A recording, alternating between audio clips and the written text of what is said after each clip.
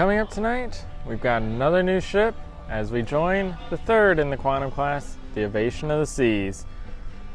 We spend our time in Vancouver, and Ovation almost gets stuck in Vancouver, but she does make it out, and we take a look at 270, the greatest venue on the high seas and a perfect venue for some warm Alaskan sightseeing. It's all coming up, so let's set sail.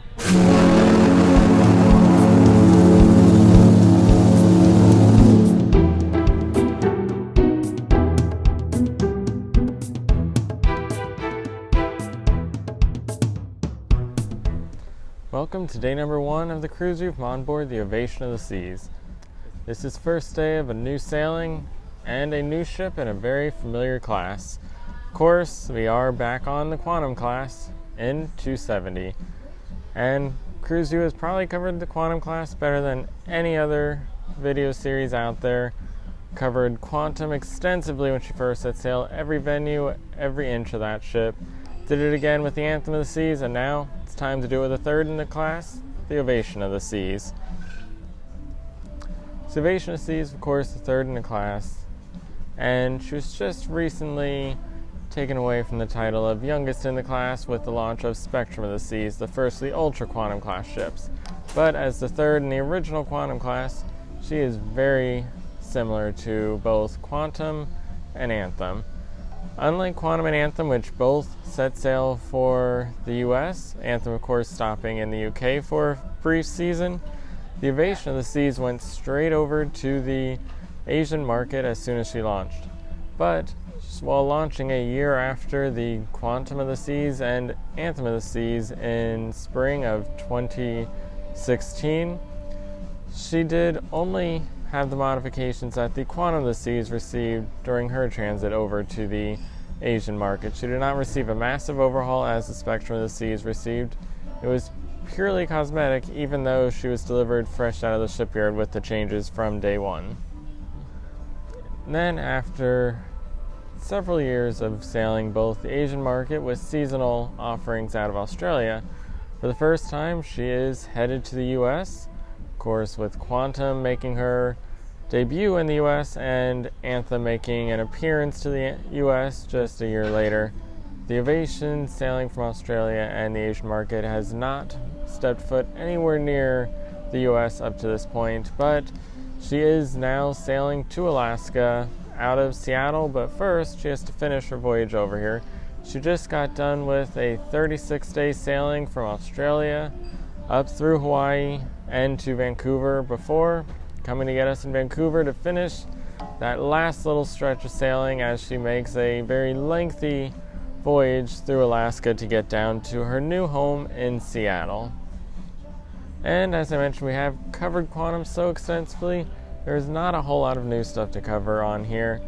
A lot of focus on the itinerary, the interviews, the things that go on board, but most importantly, it is that itinerary, because the scenery on this voyage, a ship designed for the winter like the Quantum class, designed to handle the snow, plenty of indoor venues like the indoor pool, the adult solarium, the Seaplex, the beautiful 270 views out the back, North Star. It is perfect ship to sail through a picturesque region like Alaska, and that'll be a lot of the focus on here because we don't have new venues or dining. She has pretty much retained everything that the Quantum of the Seas has. The shops have changed a bit, the casino's a bit larger, music hall has a few alterations, but for the most part she's still Quantum through and through.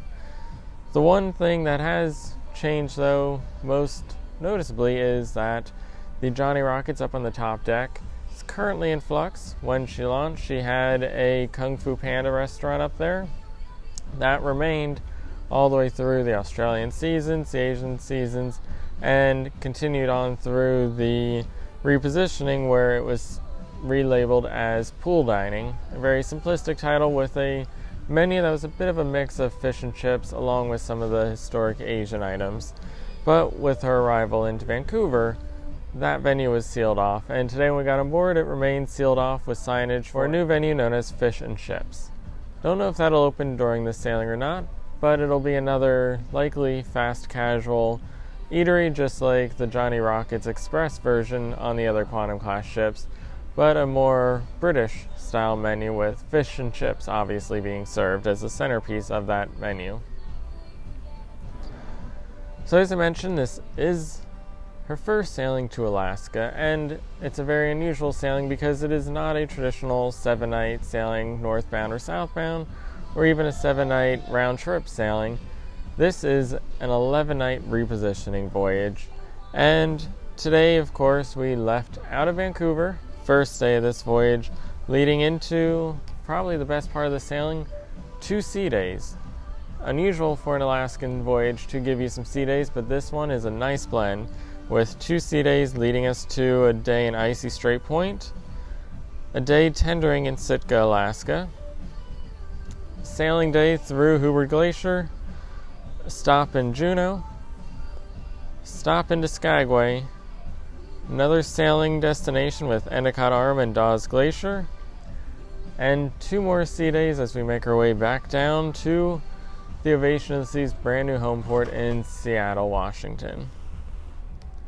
So unlike those normally very port-intensive Alaskan sailings, this one is a nice variety with 4 port days, 4 sea days, and 2 sailing days, so about 50-50 port and sea days on this voyage. Rarity for an Alaskan voyage to have, but the perfect blend of what we're used to seeing out of the Northeast, where you get that nice sea day stretch and the port-intensive stretch in the middle, so it'll be very familiar to those Cape Liberty sailings that we've done in the past.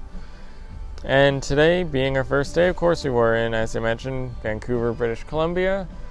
And today was supposed to be a 5 p.m. scheduled departure.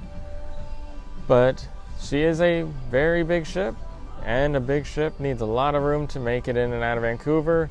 Sailing through the harbor to Vancouver into Canada Place, where the ships dock, requires you to pass into the Lions Gate Bridge, which is not the tallest of bridges. It fits a lot of ships, but it isn't as high as some ships require, such as the Ovation of the Seas. So for her, she is incredibly tide sensitive when it comes to sailing through Vancouver, which is likely why she will be homed in Seattle and not here. So today we were supposed to leave at 5 p.m. After the muster drill, the captain announced that due to the tides, we're going to have to delay our departure until 8 p.m. So we had an 8 p.m. departure tonight, and that put us at the bridge at roughly 8:30 p.m. And as we sailed under that bridge, we had, according to the captain, just 6 feet of clearance. From my view, it looked like it might have been a hair more. It might have been about a story, so probably close to about 8 feet. It seemed like on par with a single deck of the ship. But it was still an incredibly tight sailing as we passed under that bridge. And with the drastic swings of the tides in Vancouver, if we had gone at, say, high tide, we likely would not have made it through there at all, as the tides do swing by as much as 15 feet at times. So a 6-foot or even 8-foot gap is certainly a very small clearance when it comes to passing under a bridge with a ship this massive, and tides that are just that sensitive. So it was a good thing we left at 8 p.m. and we had just enough room to make it through there. For our weather today, we had a sunset tonight at 8:46 p.m. So just as we're sailing out, we're starting to get those colors in the skies. It was listed as being a very sunny day, but it seemed to primarily be cloudy this evening. It was sunny in the afternoon around midday, but this evening was very cloudy, and as we did sail under that bridge, it was very cloudy, so we did not get too good of a sunset, but you could see a little bit of pinks in the sky as we're passing through there. And of course, being in protected waters in this bay, we have very smooth seas at the moment. As we sailed through here on the Jewel of the Seas several years ago, we of course had very smooth seas as well as we sailed under the Lions Gate Bridge and out through the bay. It wasn't until we hit the Pacific Ocean that we started to feel a little bit of rocking, and that's kind of what we're experiencing right now again, those perfectly smooth seas. Pretty much no movement, can't even tell the ship's moving. So we'll see if we have more protected waters on our itinerary headed up through Alaska, or if we'll head out into those Pacific waters and get a little bit rougher seas. But for now, they are perfectly smooth, and we have a wind speed of about 9 knots. Our high for today was listed as 63, so with those cloud conditions, 63-degree temperatures and a 9-knot wind, as the ship moved it was a bit chilly at times, but there are also moments when that sun was out and it was absolutely gorgeous, a very warm day. Overall, it seems like right now with the way conditions are, that sun is the key to everything. When it's cloudy and the wind's blowing, it is a very frigid cold out there. But the moment that sun comes out and the winds calm down, it gets so hot you could wear short sleeve t-shirts and be fine out there. So it is a very up and down kind of weather pattern we have right now. So as I mentioned, today was the first day on board, but it was not my first day in Vancouver. I arrived on the 11th on Saturday. I had a late night flight, left New Jersey a little after 6 o'clock, made it into Vancouver about 9 o'clock. And with the late sunsets, it was still light out. Last time we sailed out of here on the Jewel of the Seas, it was in September, and it was pretty much the exact same flight, but it was pitch black the entire way across. The sun set about when we were over the Great Lakes. This time we were chasing the sun the whole way, and as we neared Vancouver, we had a beautiful view of the mountains below the plane as we flew over. And yesterday, for my one day that I had to explore Vancouver, I chose to use a little bit more of the transit systems, as I have done in many cities, just to get a little better feel of the city, see some of the sights around, and just get that genuine idea of what the city truly is like. So I used the False Creek Ferry, which was located near my hotel, to travel around False Creek area, visiting, of course, the Grantsville Island to visit their market, check out some of the neat foods and other items that are available in that area. A lot of really interesting foods out there. If you get a chance, it is a great place to go and spend some time to eat because there's all kinds of stuff. A lot of fresh Italian food, fish, delis, a whole lot of pastries and desserts. It really is, even if you're not there to eat, just a nice place to walk through and see all the food because there's a lot of different cool foods to check out, and it's a very interesting place, and it is completely free to walk through, so it's a great way to kill some time if you have some time to fill while you're in Vancouver. We also continued around that area, visited Yaletown, checked out the old roundhouse that is located there, and that's another very interesting historic place. And overall in Vancouver, you'll find there are parks everywhere. Along the waterways, there are parks, there are walkways. There's a lot of places to just walk around, take in the scenery. There's a lot of beautiful architecture as you're traveling around the waterways. There's a really interesting blend of truly modern architecture along with some very old historic buildings. And Vancouver is a very new, young, vibrant city. A lot of energy in it, a lot of new skyscrapers. And unlike New York City, where I often spend a lot of time, you don't find the big block skyscrapers. So many of these skyscrapers have unique designs. Even within a building, you'll find elements to make them vary.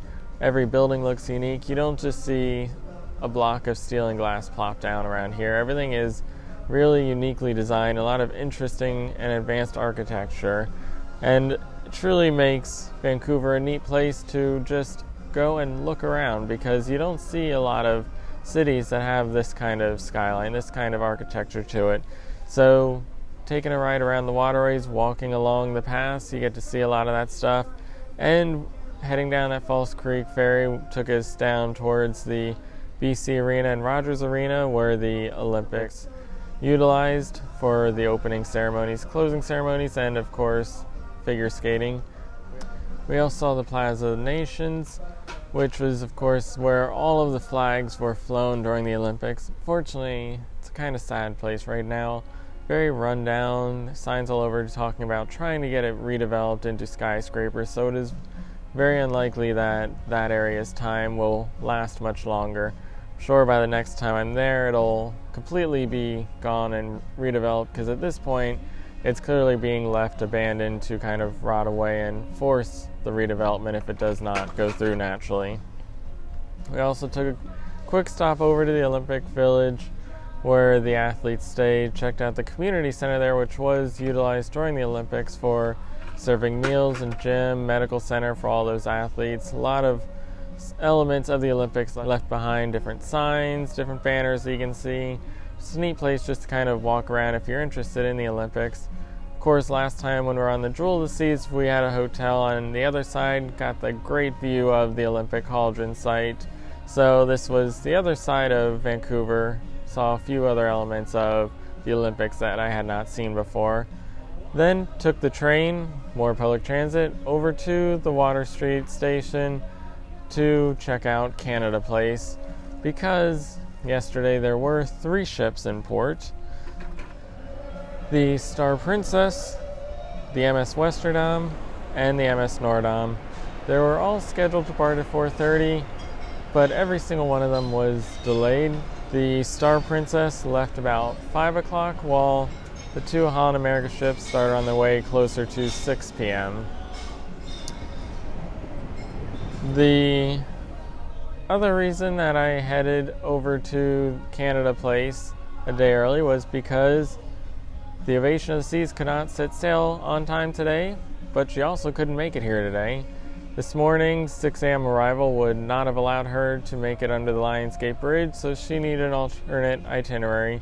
So she left Victoria yesterday, slightly early, and made her way to Vancouver, passing under the Lionsgate Bridge at about 7 p.m. and making her way to Canada Place to finally dock at about 7:30 p.m. So I made my way over there to catch her grand arrival for the first time into the continental North America, and of course passing under that Lionsgate Bridge for the first of 2 times that she will be making that voyage. And then this morning we had our boarding on board the Ovation of the Seas, of course, since it is the first day. And as I mentioned, I did sail through here on the Jewel of the Seas. So this is my second time through here. The Jewel of the Seas was September 2015. And on that sailing, if you go back and watch it, I commented on how unusual the process was and its format. It was a very old, original style process, unlike the modern digital ones that we've had. But it was a very smooth, quick, and efficient one. Today was a rather unusual one that kind of blended everything together. It had a lot of the new technology, but they were doing things differently. This is not a routine stop for the Ovation of the Seas. She's also the largest ship to ever sail to Vancouver. And I don't know if that played into this, but they were clearly doing things differently than normal. We took a taxi to the port today. On the Jewel, we had a hotel close enough that we could just walk in, take our luggage down to where the taxis were dropping people off and the buses dropped off, and leave our luggage and go in.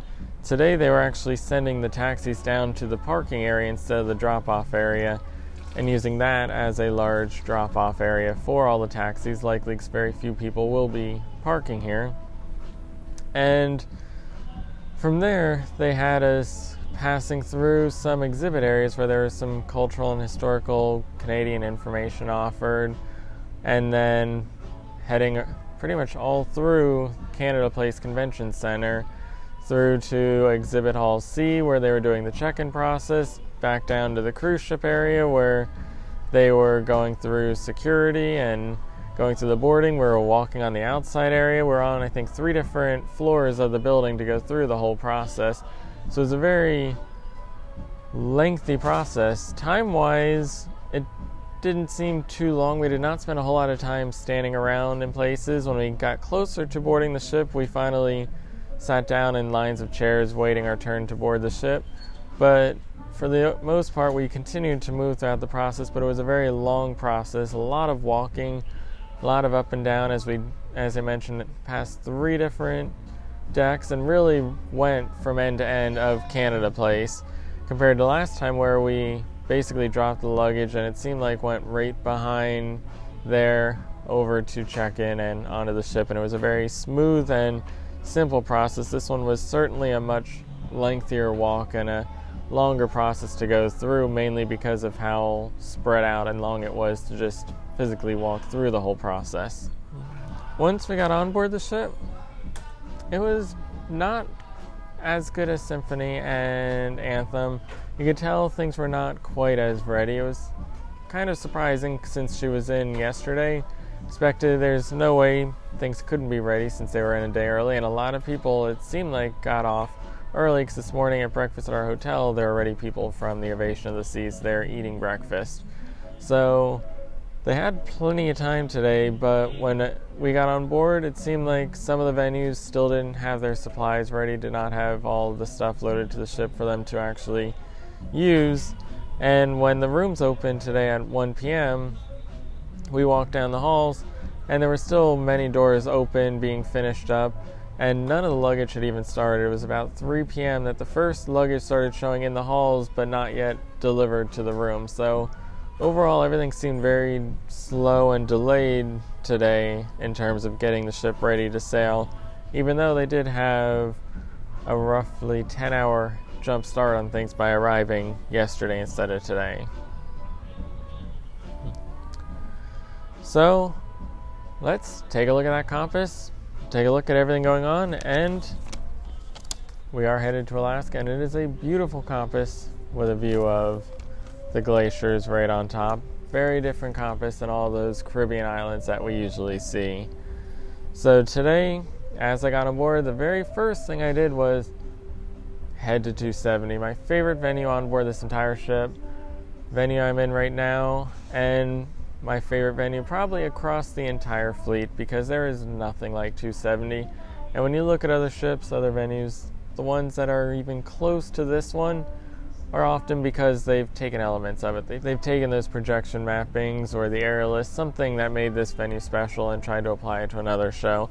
So of course, the first thing I do whenever I get on a Quantum class ship is make a visit to 270. And today, they did have the windows open. You could see out, that beautiful view out across the water over to the mountains, because we were pulled in forward in the port. And there was just normal TV running up on the Vistoramas. They did not have any kind of intro video informing people about the ship like we saw in Anthem of the Seas. It was purely the view that was in here today. So I got on board about 12 o'clock and spent a few minutes in here. At 12:30 I headed up to the top deck because North Star did open. So of course I had to get on board there. That was a no reservation North Star. They operated from 12:30 until the muster drill at 4, so they ended about 3:30, and they were scheduled to start again from 6 to 8. I do not know if they truly started at 6 or they started earlier since we did not depart, but they definitely ran until 8 o'clock when we departed.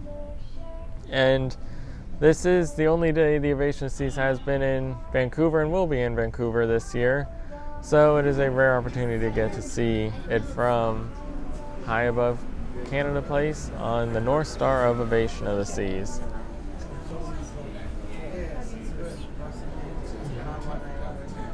I then walked around the ship, took some things in, saw some of those sites. I visited the Seaplex Doghouse, of course, over in the Seaplex. Got a hot dog for lunch today. And there they were not fully stocked up yet. They were missing several items from the menu in order to serve because they were still being loaded onto the ship at the time. But between that, walking around and exploring the ship, I then went back to the cabin, did all of my unpacking. The bag was down the hall about 3 o'clock, took it back to the cabin at that time, and got ready for 4 o'clock with the muster drill. My muster drill was located in the theater. As it has been on many of the sailings, we do have a forward-facing cabin, an ocean view cabin this time with a view forward over the bow, which will be an incredible view throughout the sailing as we sail through Alaska, through a lot of those picturesque areas with a nice 180-degree view forward of the ship, so you can see both sides, everything that we're going to go past. So that'll be a very beautiful sight, and I've got a GoPro in that window right now that is filming the entire sailing, so there won't be a time-lapse of arrivals and departures, but time-lapse of, hopefully if everything goes alright, the entire 11-night sailing for you to watch.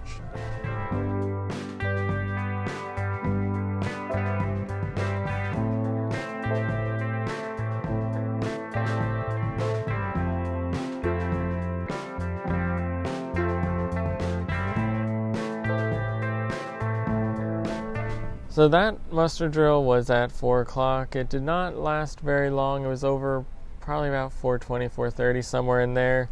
And it ended, of course, with the captain releasing us, informing us that the departure would be at 8 p.m. instead of 5 p.m. as they had to wait for that tide to get into a much better position for them.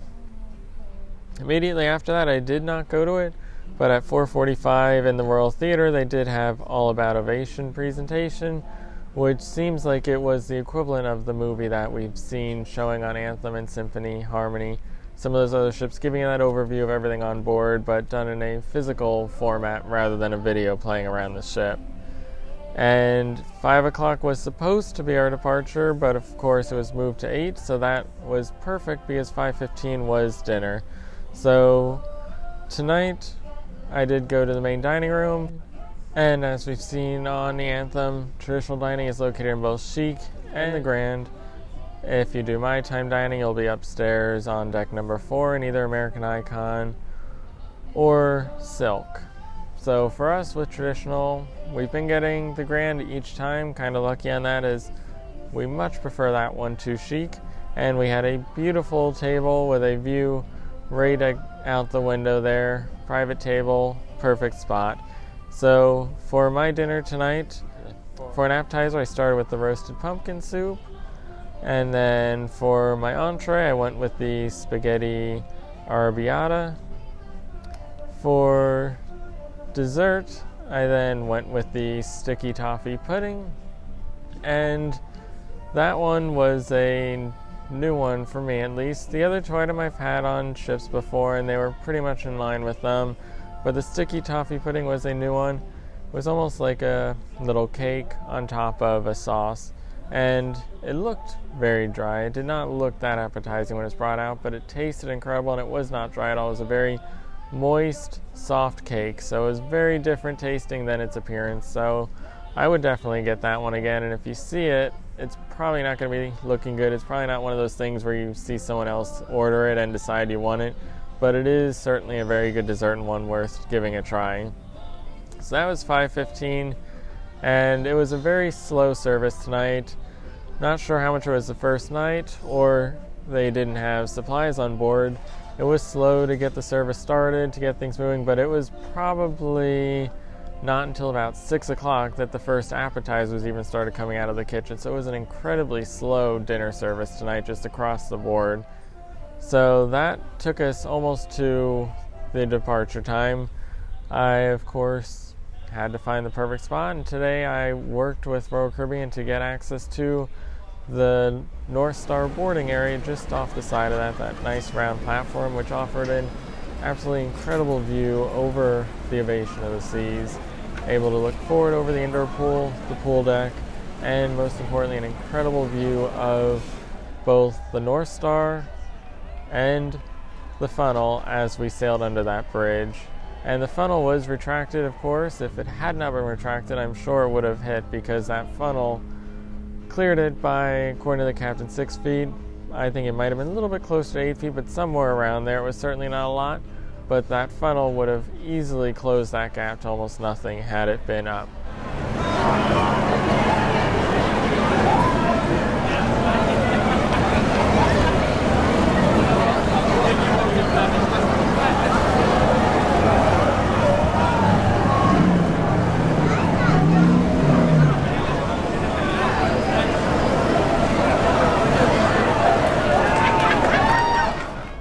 So that was 8 o'clock. Took until about 8:45 to get under that bridge and out. And then 9 o'clock I headed up to 270. Tonight there were 2 showings of Pixels.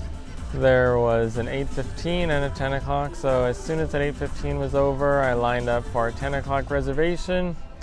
Got my favorite seats right up front, down on the lowest level. And that, of course, offers my personal favorite view of every 270 show, right up on that stage. It's like there's nobody else there, it's just you and the performers. So tonight was the first time I've seen Pixels. I've seen Spectrous Cabaret, I've seen Starwater, of course, from Quantum of the Seas. Starwater being my favorite show from any ship at this point. And Pixels is a variant of Spectrous Cabaret. It is almost a complete clone with some tweaks to it, of course. It starts out with what looks like almost an identical copy of the Battle Robo show that we saw in Anthem of the Seas. That's not a normal part of Spectra, but that is something in pixels, but instead of the word battle, it has the word pixels written into it. And instead of Spectra, who of course is played by Terry LaBelle on Anthem of the Seas, we have Sarah, who plays Sarah. There's no Spectra title or anything like that. Pixels talks about the cast members themselves rather than the host of the whole show, as it really is just Sarah being herself who hosts the show, and that gives it a slightly different feel than Spectra, who has the whole persona around him. It actually makes it a little bit more human than Spectra, which is more of a god-like being in the form of the show. And the actual performance, the choreography, the music, it's pretty much an identical copy of Spectra's Cabaret. The main tweaks came from the digital elements. There were some Vistaromas and robo-screens that were tweaked slightly compared to what they were in Spectra's Cabaret. But the biggest change is that they're actually scenes cut. The scene that uses the Beatles music isn't there. The scene that has the very dark, almost emotional feeling with the peasant up on the stage is not included, and nor is the probably biggest scene of all of Spectra's Cabaret, my personal favorite, where the aerialist has their big moment. That entire scene is cut out as well. So there are actual scenes missing. With the exception of that Robo Show opening, I don't think there are any new scenes added to Pixels that aren't in Spectra's Cabaret, but there's certainly a couple missing from it. So it's kind of unusual because Ovation launched a full year after Spectra's Cabaret. So you would expect that with a full year, you would have some time to develop a new show. Anthem had a new show, completely original, only 6 months after Quantum set sail. But a year after Anthem, a year and a half after Quantum, they pretty much cloned what was used in Spectra's Cabaret and actually degressed it rather than progressing it, because there's less elements to it than what the original one had. So I'm not sure what the reason was behind that, and it likely had something to do with going to the Asian market and some copyright stuff and cultural differences, but it was certainly a little bit lower bar that it went under than what we've seen with both Quantum and Anthem of the Seas. And with the Spectrum of the Seas coming out just a month ago, she has her own brand new 270 show, truly the third of the 270 shows. So that was 10 o'clock, lasted about 10:40 it was done, and that was pretty much it for the night. There's not a whole lot else going on tonight. There's no Royal Theatre shows. They did show Bohemian Rhapsody in there. There's no tribute act in the music hall as we've often seen. There's no 270 tonight, obviously, with the Pixels show in here. So that was truly the end of the Compass, a very short day in terms of the quantity of events going on for our first day on board. But tonight, we do have an interview and a bit of a tour, as I got to talk with the 270 production manager and learn all about this venue right here, the most incredible venue on the seas.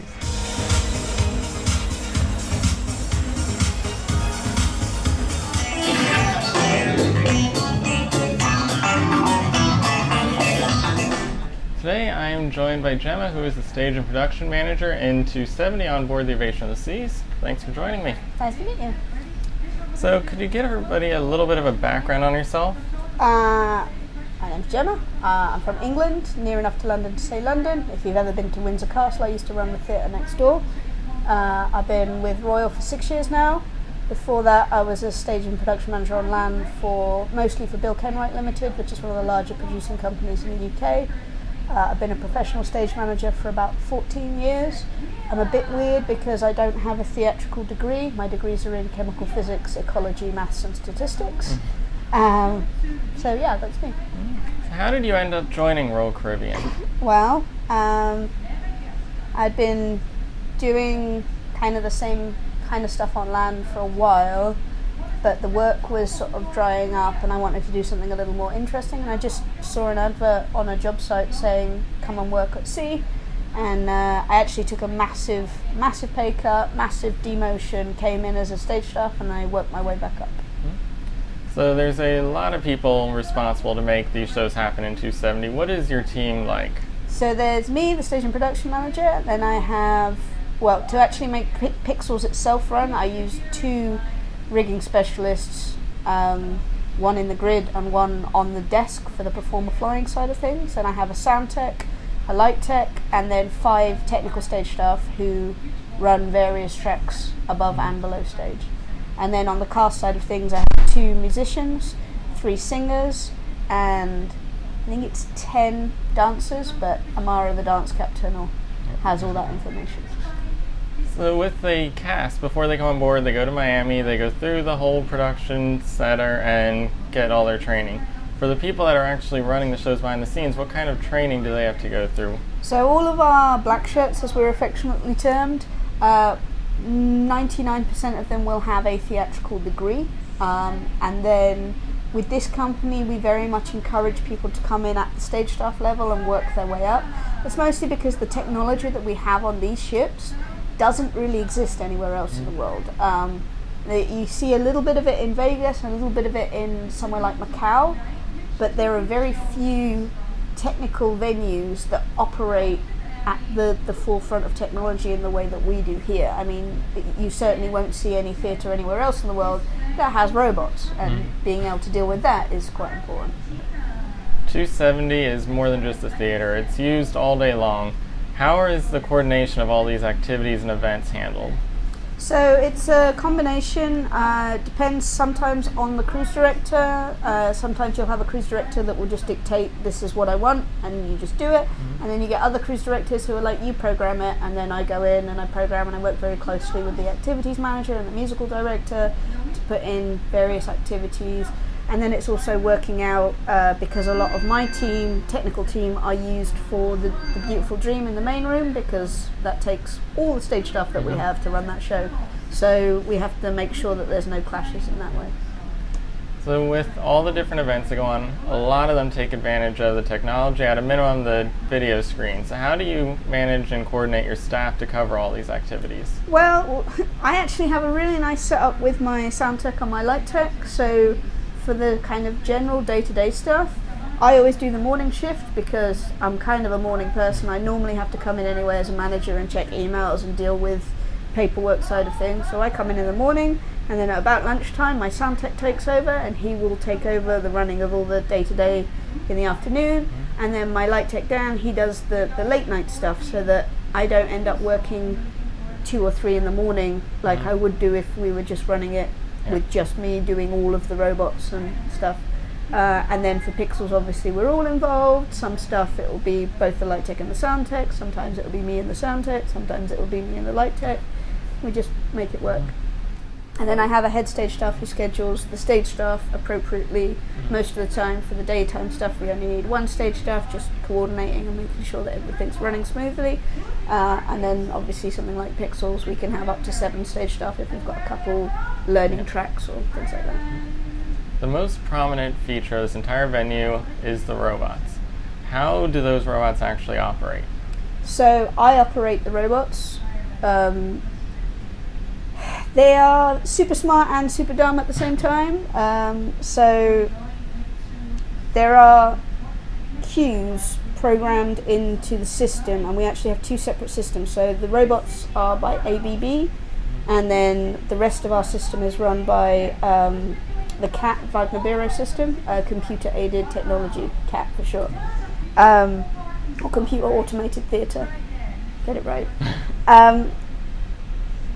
So I run all the movements of the stages and the robots from a single console. The robots, you have to fire Q A to B, and then Q B to C, and then Q C to D. You can't do A to B and then fire Q C. That causes them to go into meltdown. And during the show, that becomes quite tight because you have to have a 10-second window to get it to load the next cue that it's going to fire, and sometimes the previous cue will finish 8 seconds before the next one needs to start. So there's a lot of kind of juggling going on. I have to be very quick. Like if there's an error, I have to see it and solve it in less than 3 seconds typically. Otherwise, you end up in a problem. We did actually have a situation this cruise where the robots 1 and 2 touched, which they're not supposed to do, and that meant that the robots then couldn't move for the rest of the show, and I just left them there. And then afterwards we do what we call an untangle, which is where we get the big pendulums, and I literally move them millimeter by millimeter with the joystick. So it can be fun. In addition to the robots, there are also Vistoramas. Mm-hmm. How are those set up? So the Vistas are actually the easiest thing for me because that's much more automated. We have a bank of 18 projectors that cover the Vistas, and then I also have 3 more projectors, so there's 21 projectors that we're using for the shows. And those are all run off 2 master computers that work in tandem to keep the projectors and the video all aligned and synced as it should be. And that all runs off timecode, which I don't know how much you and your viewers know about SMPTE timecode, but that's what we're using here. And that means that the sound, the lights, and the video all syncs up together, hopefully. So yeah, the Vistas for me are just about the easiest thing that I have to deal with, because all I have to do is make sure the projectors came on and that the computer's working and is receiving timecode, and then that does its own thing. So with everything synced up and kind of coordinated together, how much of the show runs on autopilot? How much are you actually manually running throughout the event? So I manually fire every robot queue, and there's about, I don't know, probably somewhere in the region of 70 robot queues, maybe more than that. And those are manually operated by me on timecode. And then I call FOI flying, which is the performer flying elements of things. All the spotlight queues are called by the light tech to humans operating spotlights, so the spotlights aren't automated. The rest of the stage movements, a lot of that is time-coded but requires 2 separate human deadmen. So I have a master deadman, and then my stage staff team below the stage have a secondary deadman for all the lifts that move all the way down. This is for safety, so that people can't get injured or hurt. That being said, during the show there's something like 700 queues, and those, every single one could have an error, which is kind of where I'm constantly watching here, whilst watching here, whilst watching there, to make sure that everything's working as it should be. So there's a high level of automation, but at the same time there isn't. You need a very large team of people to make this work safely, and that's the key thing. Yeah. This is a very unique venue. There is not a backstage that you can kind of just watch over. You've got things going on above you and below you. How do you coordinate and keep an eye on all of those ceilings and the lifts below? Cameras. I've got like so many cameras, and my team of people who are talking to me constantly on comms to let me know what's going on. I think I've got about 12. So that's only my cameras, and then there's another 4. So 3, 6, 10, 13 cameras that show me pretty much every angle of every aspect. I can see every single FOI flying hole, and then because I'm short, my team built me a big box, and I stand on the box, and then my big console has been lifted up as well so that I can see over the heads of all of the audience. So I have a direct line of sight. Before this ship I was working aqua theatres, and I never rely on cameras. I always like a direct line of sight, and anything I can do to have a direct line of sight just improves safety, so that's why I have it. Things can always go wrong in a show, though. So what is your plan B operations, and how do you kind of switch into those? So for this show, like, so many things can go wrong, as I said, and for me, I can fix a lot of the automation errors because I have a lot of experience and I know how it works and why it works and the reasons why it's probably broken. So if it's a case of lifts erroring most of the time, or robots erroring most of the time, I can either fix it, or I take the decision to say, you know what, the robots, they're not going to move, but they're in a safe place where no one's going to get hurt, so they're just going to stay there for the rest of the show, and then we'll fix them before the next show.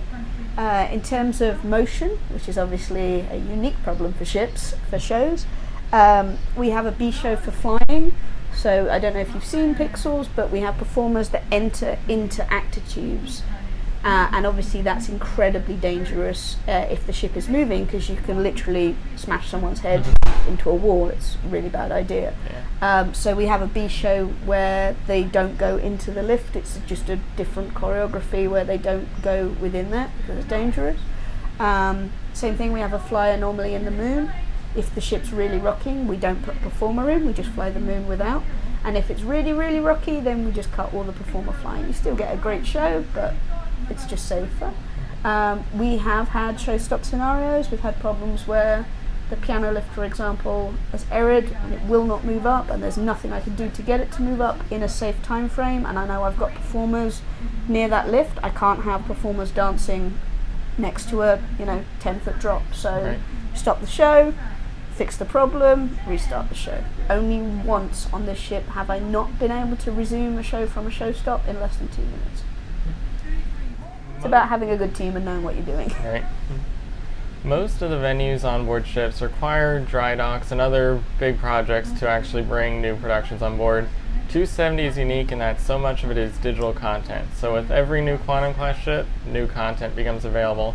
How do you load in new content when a new ship enters the fleet, such as Spectrum? So in terms of production shows, we don't change our content when Spectrum comes out. And Spectrum will be built from scratch, but Spectrum is using the content from this ship. So I've been sending lots of files to the Spectrum for them to have the same video show, robot shows, Vistarama shows that we have. But their production show is not Pixels, it's a totally different standalone show. So there's no beta. I mean, when this ship goes into dry dock, they might add in more robot shows and content, but at the moment, that's not the case. Okay. Then what is next for you? I actually sign off this ship on the 31st of May, which I'm very excited about. I get to go home. And then I'm coming back here on August 2nd, so I'm very happy about that. I want to stay here. I'm enjoying it very much. It's a nice environment. The show is challenging enough to keep me engaged. But not so impossible that I'm, losing sleep over it. Yeah. Is there anything else you'd like to tell the viewers? Come see Pixels. It's a great show. There's robots. It's very exciting. Yeah. Right. Thank you. Nice to meet you. So as I've been mentioning this whole episode, and of course said on many episodes, 270, best venue there is, the most high-tech, the most advanced, the most functional with the 270 Cafe, plenty of seating and lounging throughout the day, incredible entertainment at night, just beautiful technology, beautiful views. There is no venue anywhere that can compete with this one, and till we see Icon, I'm not sure we'll see something that can even compete with it anytime soon. So that about does it for today. Had a busy day in terms of sightseeing already, and this is only the beginning. We are headed to Alaska. We have 2 sea days coming up, but we'll likely be around land, around some things to see even on our sea days before we do get up to the true Alaskan port destinations with sailing. So for now, I am Derek Cohn. Be sure to come back tomorrow and the rest of the sailing, and stay tuned for the links.